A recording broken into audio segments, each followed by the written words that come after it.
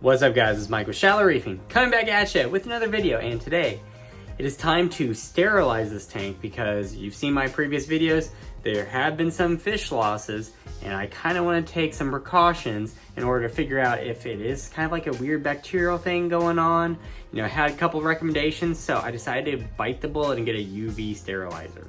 All right, this is a almost 5-year-old for a size comparison. So this is a 55 watt UVC clarifier from Jebao. He's got his microphone on. Can you tell he wants to talk and do what I'm saying? Daniel, tell him something about this thing. Is it big or small? Big. Pretty big, huh? Yep. Stretch out your arm, show him how big it is. That way. Is it that big? Yeah. But it looks like sawtooth. It looks like the lines are really big. Yeah. All right, so let's get to unboxing this. Now fast forward this motion so that way you don't see everything.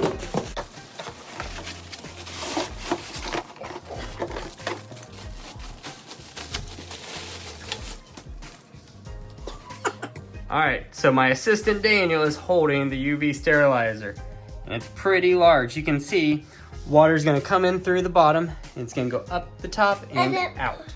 And then out of the corner, and we'll push steam out. Yep, and then and boil water. It's not gonna boil water, but that's the power brick for it. It's all, you know, put together in a weatherproof housing.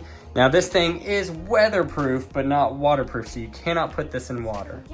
Yep. Now you do have brackets where you can kind of drill it into things.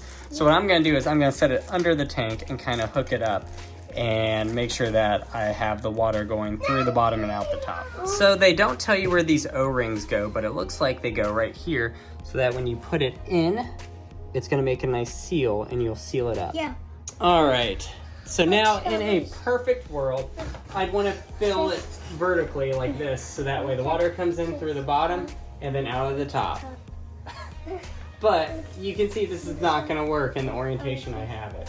So I am probably going to do something like this. Are you just going to say everything I say, Nancy? Okay. Okay. All right, so I'm gonna actually need a feed pump. I was thinking about plumbing off of a manifold, but you can kind of tell that if you have a bacteria going on in the tank or anything in the tank, you'd wanna feed it from the tank. Stop it. So, I actually have this Hygger pump, and I think I'm gonna use that Hygger pump and put it up in the tank in the back left-hand corner. Which means I gotta put my Reef Octopus pump back on and take that Hygger pump off, and then I gotta get new lines. So Daniel, who's coming with me to Lowe's to get more line? Yes, you are. Time to go to Lowe's after I do this. And I want to go watch Thomas the Minis. Thomas Minis. At the Walmart. By the way, this little Hygger pump, which is not rated for this tank, has been running it for over 2 months with no trouble at all. And it's about to run a UV sterilizer. So, way to go Hygger on this return pump. It's awesome. So I'm cleaning the vinyl tubing in just warm water because the warm water is actually gonna make it way easier to work with and get all those chemicals off from the warehouse at Lowe's. Well, this is interesting. So I plumbed it. It's like super janky, I know. I just wanted to see how it worked before I tightened it up.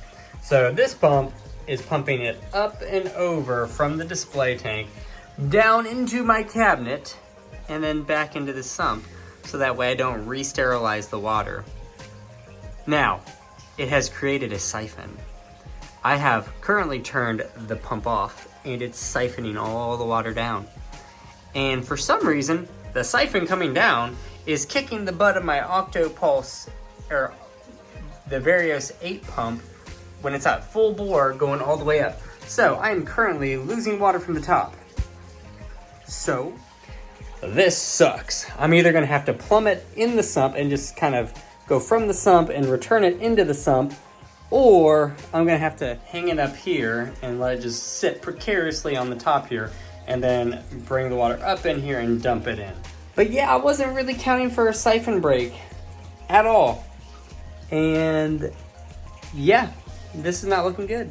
All right, I think I got it. A little janky, but it's better than what I had it set up as. So the Hygger pump will be pumping up through here from this chamber, and then the return will go all the way back into the return chamber. So I am not recycling it like I was before, and there's no kinks, and it's not leaking anymore. So everything should be pretty solid. Cable management is atrocious, but it's about the only way I can get this thing set up. All right, so luckily this thing fits under here because it's 25 inches long. So if you're trying to do front to back on any tank that's under 30 inches, you're not gonna be able to run it. The cool thing is it's got a 3/4 inch fitting, a 1 inch, 1 1/4, and 1 1/2 inch fitting. So you can use any type of hose that you want, which is awesome. Now at 55 watts, it is definitely pumping out a lot of ultraviolet light, and they don't really give you like what a sterilization rate is, like the higher end UV sterilizers like Pentair. But when I look at a Pentair, which is a 50 watt, and it's $937 versus this where it was, $97, 1/10 the price, you gotta expect that this is not gonna last as long as the Pentair one. Now, the Pentair says that you need about a 250 gallon flow rate per hour to make sure that you're getting protozoa and bacteria. So I have this set to about a 300 gallon per hour flow rate just to make sure that I'm sterilizing it. Yes, I know that it's not optimal because it's in the sump and not in the tank, but it is going to do something, which is interesting because now, as you can see, I did my best to kind of angle it at an upward angle and not straight across, because if any air bubbles do come, they will be up here and then get pushed out. So that's kind of my idea. It's not ideal, but it is doing pretty well. I kind of just bumped it just to see if I could get some air bubbles to go in the line and see if they would come out. And you can kind of see they are getting kind of pushed out through the line. All right, guys, that's all I got for you this time. If you like what you see here and you want to see more, click the subscribe button. Give me a like, give me a comment below, and let me know how you like this video. And as always, I'll see you later.